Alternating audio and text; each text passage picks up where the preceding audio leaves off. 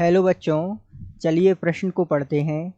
आरेनीय समीकरण के बराबर ए ई की पावर माइनस ई ए अपॉन आर टी में राशि ई ए बटे आर टी को कहते हैं। विकल्प आपके सामने दिए हुए हैं। विकल्प ए है बोल्ट्जमैन गुणांक, विकल्प बी है आवर्ती गुणांक, विकल्प सी है सक्रियण गुणांक और विकल्प डी है इनमें से कोई नहीं।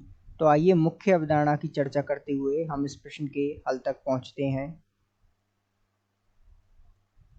तो मुख्य अवधारणा के रूप में हमें जो है आरेनीय समीकरण के बारे में कुछ जरूरी जानकारी होना आवश्यक है। कौन कौन सी, आइए इनके बारे में चर्चा कर लेते हैं।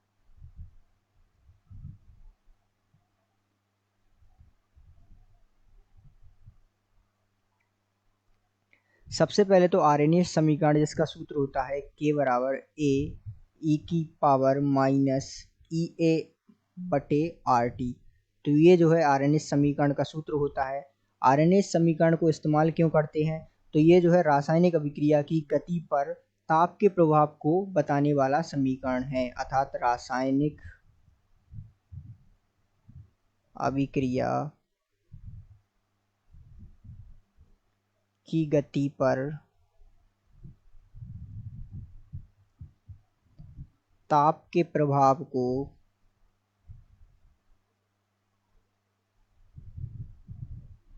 बताने वाला समीकरण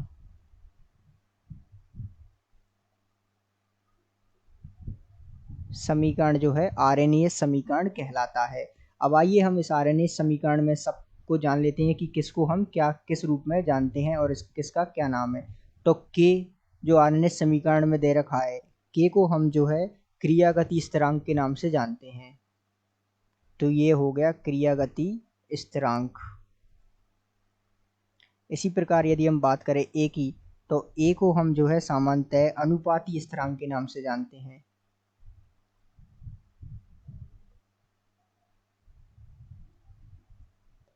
यदि हम बात करें ई की, तो ई को हम सक्रियण ऊर्जा के रूप में जानते हैं।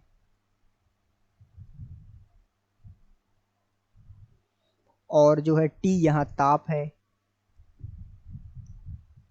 और आर यहाँ जो है गैस नियतांक है, अर्थात सार्वत्रिक गैस नियतांक।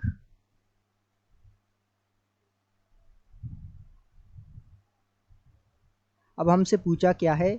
हमसे पूछा है ई ए बटे आर टी, अर्थात हमसे पूछा है ई ए बटे आर टी। तो ई ए बटे आर टी जिसे हम बोल्ट्जमैन गुणांक के रूप में जानते हैं।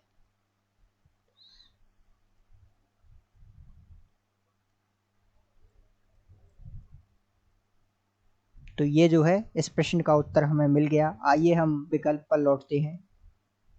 तो हमने जो है आरेनीय समीकरण को समझा और उसमें आने वाले सभी के नाम जाने, अर्थात ई क्या होता है, ए क्या होता है, आर क्या है, टी क्या है, सबको पहचाना। और इस प्रकार हमने ई बटे आर टी को भी पहचाना कि इसे हम बोल्ट्जमैन गुणांक कहते हैं।